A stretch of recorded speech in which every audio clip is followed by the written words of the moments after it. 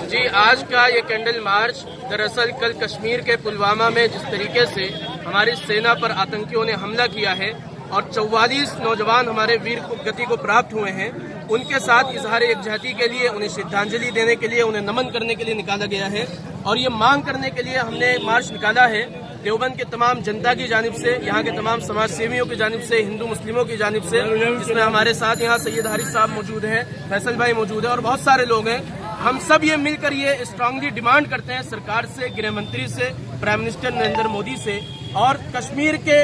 राज्यपाल सत्यपाल शर्मा से कि आप लोग क्या कर रहे थे,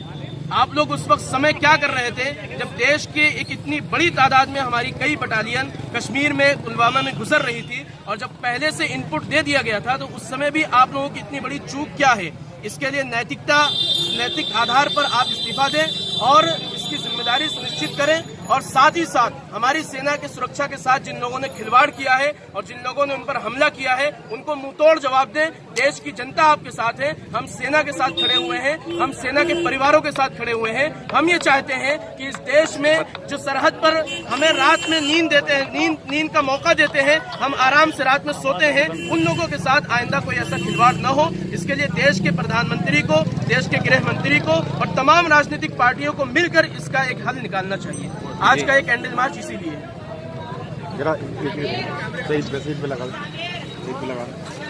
सर